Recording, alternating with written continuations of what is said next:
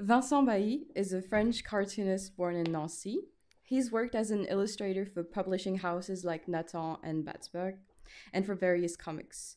His publications include the comic series Cœur de Sang, published by Delcourt, Angus Powder Hill, published by Les Humanoïdes Associés, and Un sac de billes, published by Futuropolis. His latest comic book, the first volume of the Partition Irlandaise series, was published this year by Futuropolis and deals with the conflicting identities of Northern Ireland. And today his presentation is entitled De coupure à partition, une histoire nord-irlandaise en bande dessinée. Merci. Bon, bonjour. Je vais vous parler en français parce que je suis trop mauvais en anglais et que je ne vais pas vous imposer ça. Simplement vous parler un petit peu de ces deux albums, assez rapidement je suppose, parce que là... Ouais. Et vous montrer quelques images des deux albums. Alors, on a paumé la couverture du premier, mais c'est coupure irlandaise. Comme vient de nous le dire la jeune fille, j'ai commencé en fait par de l'illustration jeunesse. Je suis né ici à Nancy et je suis allé ensuite étudier à Strasbourg, dans l'école des arts décoratifs et surtout dans l'atelier d'un très bon illustrateur jeunesse qui lui-même avait étudié à Nancy, Claude Lapointe. Donc voilà, je suis sorti avec un diplôme d'illustration jeunesse il y a environ 25 ans. J'ai commencé par de la BD de genre assez particulier, enfin de l'heroic fantasy, donc genre Lord of the Rings et toutes ces histoires, des histoires de dragons, de magiciens et de démons. Et puis il y a eu un moment où j'ai voulu faire les choses un petit peu autrement et puis changer de registre. Et il y a eu une rencontre avec un scénariste, Chris, qui lui avait un premier album chez Futuropolis, qui arrivait sur le métier, et qui cherchait un dessinateur plutôt réaliste sur une histoire qui tournait autour de l'Irlande du Nord.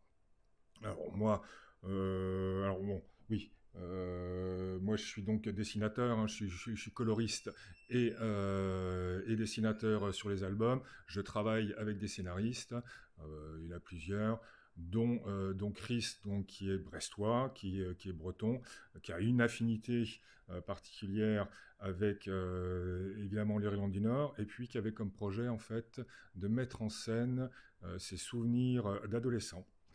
En fait, à 14 ans, ils sont allés avec son copain Nicolas. Alors Chris, c'est lui, c'est le petit brun. Son copain Nicolas, c'est celui d'à côté, qui en fait, ils avaient un prof d'anglais qui avait des adresses à Belfast. Et en fait, donc en 87, ils se sont retrouvés, petits Français, l'un dans une famille catholique et l'autre dans une famille protestante, sans trop savoir sur quoi ils allaient tomber. Évidemment, quand on a 14 ans, on ne sait pas du tout, on se doute pas du tout du contexte politique qui pouvait exister à ce moment-là en Irlande du Nord. Moi-même, quand je suis arrivé sur le sujet, finalement, je connaissais un petit peu cette histoire, mais il y a beaucoup de choses que j'ai découvert ensuite.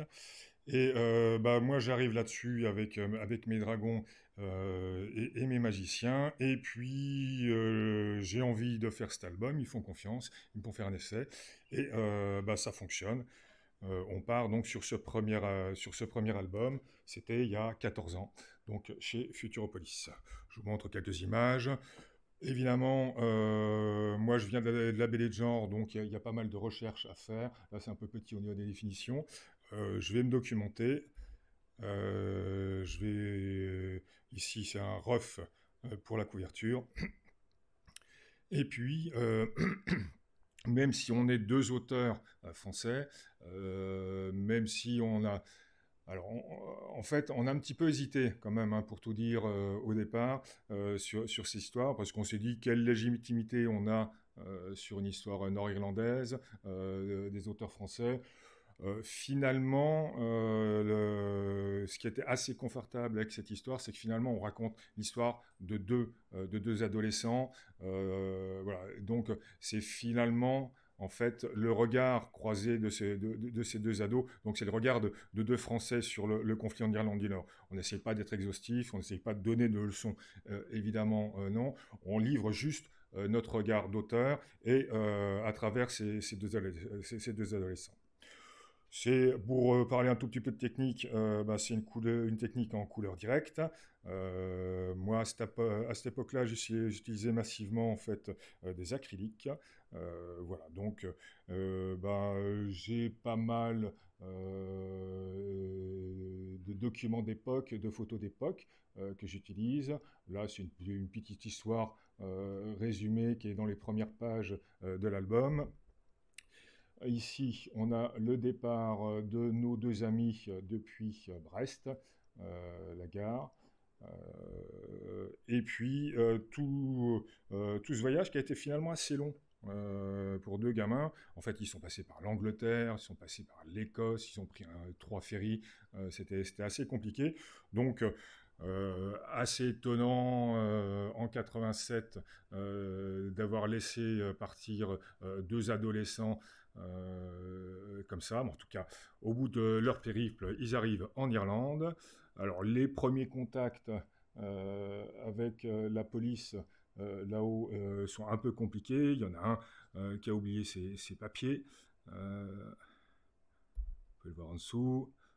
D'où est-ce que vous venez, quel est votre nom et tout. Alors, on avait une partie de l'album qui était traduite en anglais. Toutes les parties en Irlande devaient être mises en anglais. Moi, j'ai lettré, en fait, tout l'album, la moitié de l'album en anglais. Et finalement, on s'est dit que on était destiné plutôt à une édition française et que nos lecteurs français s'y retrouveraient pas suffisamment, même si c'était de l'anglais assez basique. Donc, on a retraduit ensuite l'album en français avant qu'il ne paraisse. Voilà, les tout premiers contacts avec Belfast, leur arrivée, évidemment les peintures murales, les fresques, les soldats partout dans la rue, c'est ce qui impressionne le plus nos petits ados à ce moment-là, et c'est ce qui a impressionné le plus aussi Chris en arrivant sur Belfast. L'accueil dans la famille catholique, les Devlin. Il joue un petit peu. Et puis, donc, un premier contact avec des soldats qui s'amusent avec ces petits Français, qui les mettent en joue. C'est quelque chose qui est arrivé, en fait, personnellement à Chris. Donc, c'est quelque chose qu'on a voulu retranscrire aussi dans l'album. Toute cette vie qui se passe bien. Alors, évidemment, c'est des petits Français, donc de 14 ans. Voilà, ils font des amitiés, ils font des relations, et puis ils sont restés quasiment un mois. Donc voilà, ils ont eu le temps de visiter la ville et de faire des amitiés. C'est une promenade ici dans Belfast avec le Peace Wall, le Sinn Féin, enfin voilà.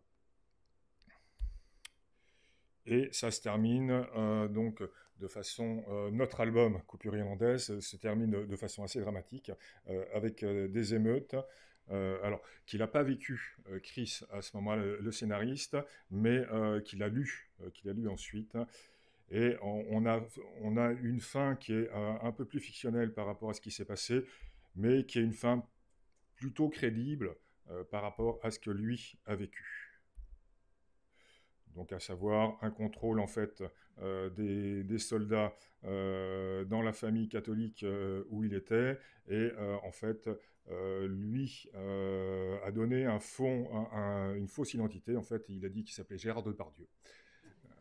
Voilà, et en fait, ça a déclenché d'une part l'hilarité, et puis aussi des contrôles qui ont été un peu plus costauds ensuite. Et c'est vrai qu'à 14 ans, on ne réfléchit pas trop.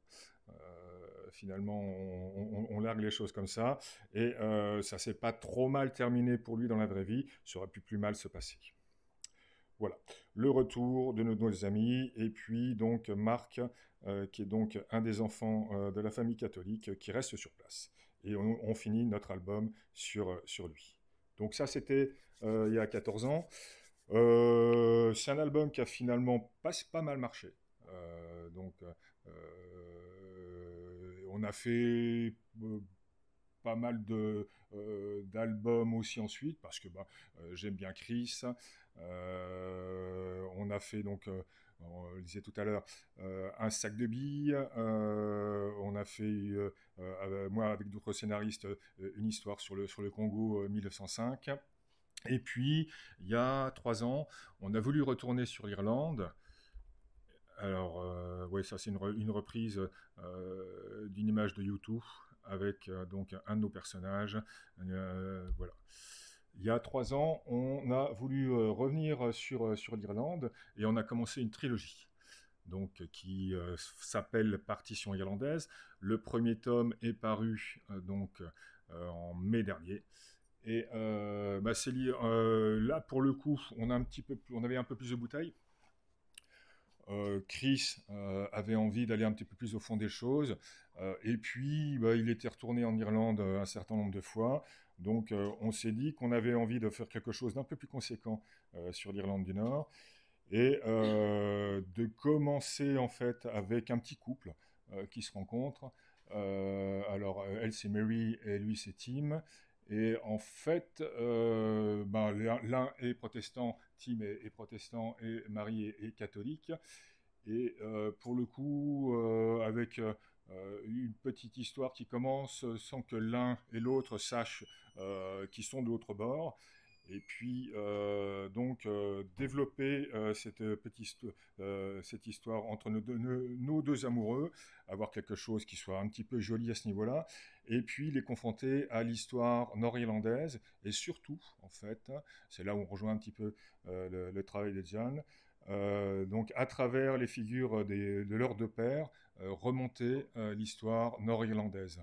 En fait, son père et elle a été dans l'IRA, et le père de Tim a été un exécuteur du côté loyaliste, donc quelqu'un qui est mort depuis un petit moment, enfin, qui est mort depuis 20 ans quand démarre l'album, mais dont en fait la fête anniversaire de la mort va déclencher un certain nombre d'événements qui vont durcir notre histoire et qui vont nous permettre, à travers les figures de ces deux pères et aussi de la maman de Marie, de remonter l'histoire nord-irlandaise. En fait, l'ambition sur ces 3 volumes, c'est un tout petit peu de revisiter cette histoire irlandaise avec nos regards toujours de petits Français. Donc Marie, qui est serveuse, ils se rencontrent au bar, ici. Donc les images de la rencontre, à Belfast évidemment. On démarre gentiment. Alors, on voulait aussi, pour le coup, donc inscrire notre album, d'une part dans la réalité et surtout dans l'Irlande contemporaine. Quand on a commencé à écrire, il y avait la campagne du Sinn Féin contre le Brexit. Donc, on ne savait pas encore, d'ailleurs, quand on a démarré, comment ça allait finir. Et c'est vrai qu'on s'est dit tout au début que on avait très envie d'intégrer au fur et à mesure l'histoire irlandaise moderne. C'est vrai, il y a des choses pour le coup qu'on a intégrées au fur et à mesure. Alors oui, ouais, en fait même on a même commencé à parler en fait de l'album avant le Brexit, et c'est vrai que quand ça a commencé à venir et quand ils ont commencé à en discuter, il a fallu l'intégrer à l'album, et donc on l'a fait. Là, pour le coup, en cours de route, c'est pareil, par exemple, la pandémie, on va bien voir, mais sur les prochains albums, on aura peut-être aussi des choses contemporaines à intégrer à ce niveau-là. Voilà, ils sont amoureux, c'est mignon. Et puis, le passé rattrape Tim, entre autres. Donc là, je vous ai parlé de la cérémonie des 20 ans de la mort du père du héros, Tim. Tim donc va prendre la parole à ce moment-là et les envoyer sur les roses. Ça va pas plaire à un certain nombre de personnes à ce niveau, qui vont lui chercher des noises. Ouais, on a le portrait on a Tim et son papa en bas de page. il y a engueulade, évidemment. Il leur dit leur cas de vérité dans ce cimetière. On a un retour sur l'enfance de Tim avec son papa qui est donc un meurtrier, un exécuteur du côté des loyalistes. Et ça se termine mal. Alors bon, je vous dis pas forcément tout là tout de suite. Si vous avez envie de lire l'album, mais ouais, ça se termine de façon assez dure sur la fin de l'album. Voilà. Le premier tome donc est sorti en mai. On travaille activement sur la suite. Donc le tome 2 en est à la planche 42. Voilà. Et puis on essaye de le sortir en mai prochain aussi, pour faire 1 an entre les 2 albums. Des premières images du tome 2. Bon, on voyait tout ça tout à l'heure avec Jeanne aussi, donc des images des orangistes. Voilà. Ici, on sera aussi un tout petit peu plus... alors, on était très dans la ville, très dans Belfast sur le premier tome, mais on sort un petit peu parce que, en fait, Tim, le héros, se planque dans ce tome 2, dans un phare. On a un retour ici, donc Tim, le héros, avec son papa. Et toujours Tim, enfant, dans la campagne irlandaise. Et puis, petit clin d'œil, j'ai commencé la lecture des lanceurs de feu au moment où je faisais quasiment ces planches-là, qui sont donc on met en scène des bonfires à Belfast. Et donc, ça m'a assez amusé de voir que finalement, on se rejoignait au niveau des thèmes avec Jeanne. À quelques planches et en clin d'œil. Donc voilà ce que j'ai fait. Donc commence à illustrer une partie de ton roman, John. Voilà.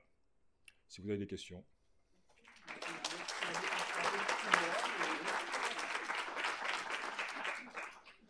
Merci Vincent pour votre présentation et belles images.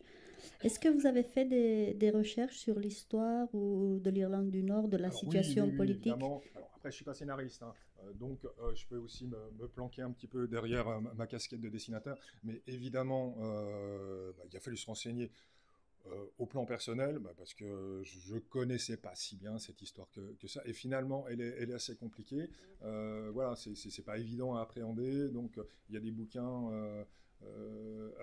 à lire, des reportages, enfin j'ai essayé de voir un petit peu tout ce que je pouvais.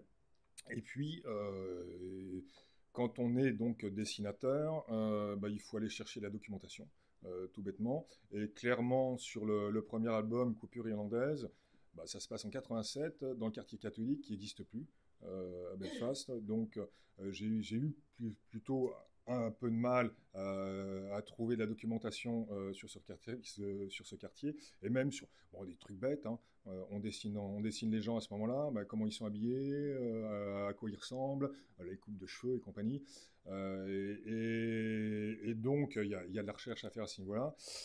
Ce qui est assez marrant, enfin, marrant non, la meilleure doc en fait, que j'ai trouvée sur ces quartiers catholiques qui sont assez peu documentés, c'est en fait c'est sur les blogs donc des soldats anglais qui font des périodes de 2 ans, si je me souviens bien, et puis qui ramènent des photos d'époque. Donc on a les petits Irlandais qui tournent autour des chars avec les tipis là, qui les prennent en photo. Mais voilà, j'ai trouvé pas mal de documentation sur les sites d'anciens qui avaient fait leur période là-bas. Non, alors j'y vais en mars, mais c'est vrai que pour le coup, jusque-là, ça ne s'est pas fait. Intéressant. Merci. C'est peut-être juste une question sur le choix de couleurs. Ça m'a sauté aux yeux dans le premier album de voir l'Irlande dessinée en rouge. C'est vrai que j'ai tout le temps vu l'Irlande, c'est en vert. On dit que c'est... Oui. Et j'ai appris qu'il pleut là-bas beaucoup, ça explique la couleur verte. Mais j'ai aussi appris en France qu'on était roux là-bas. Mais bon, voilà, il y a des stéréotypes et des images, voilà, qui... Bon, alors il y a des choix personnels et artistiques éventuellement.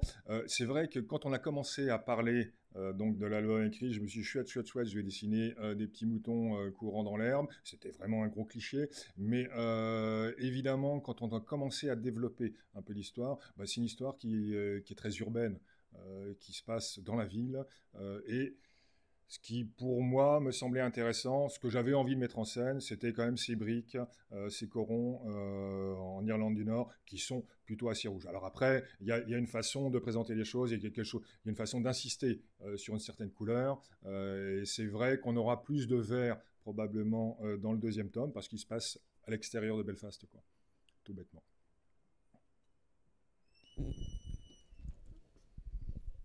Bonjour, merci beaucoup pour votre présentation déjà. Et j'avais une question peut-être un peu plus technique sur votre méthode de travail, Ouais.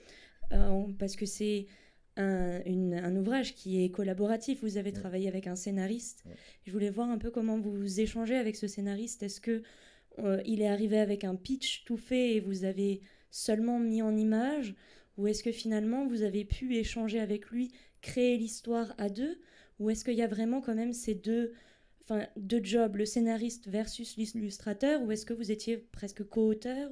Il n'y a pas de versus.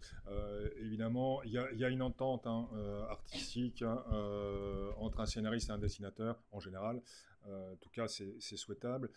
Avec Chris, c'est une longue histoire. Hein. Ça fait 15 ans qu'on bosse ensemble, donc il y a une amitié aussi qui s'est installée. Donc on sait se dire les choses. Alors clairement, le scénariste, et au début de l'histoire, c'est lui qui va poser les choses. Évidemment, il pose le scénario. En plus, Chris donc fait quelque chose qui est assez découpé. Case 1, il se passe telle chose. Il y a même quelquefois une indication de plan. Évidemment, il y a les dialogues. Et puis ensuite, moi, je réagis avec des refs, des storyboards assez rapides. J'ai toujours la possibilité de retransformer un petit peu l'agencement des cases, ce qu'il indique dans le scénario, si c'est pertinent. Et puis ensuite, alors j'ai pas ramené grand-chose, hein, mais c'est vrai j'aurais pu ramener des étapes de travail qui auraient été intéressantes. Mais voilà, il y a un gros échange quand même. On se connaît bien. Tout bêtement. Donc on est capable de se parler. Il y a eu des fois où on n'était vraiment pas d'accord, donc on se l'est dit aussi. Par exemple, sur le petit couple d'amoureux, il avait une façon... il avait quelque chose au niveau du personnage masculin qui était un peu ancienne, qui m'embêtait. Donc j'avais envie de mettre la jeune femme un peu plus en avant. Donc on s'est un petit peu, pas accroché, mais on a un peu discuté sur ce point. Voilà. Donc il y a toujours des discussions. Et puis ça se finit bien de toute façon, vu qu'on refait des albums ensuite ensemble et qu'on fait ça depuis longtemps. Merci Vincent. On peut aussi prendre des questions à la pause autour d'un café? Ça marche. Ça vous va? Très bien. 15 minutes de pause. Merci. Merci. Merci.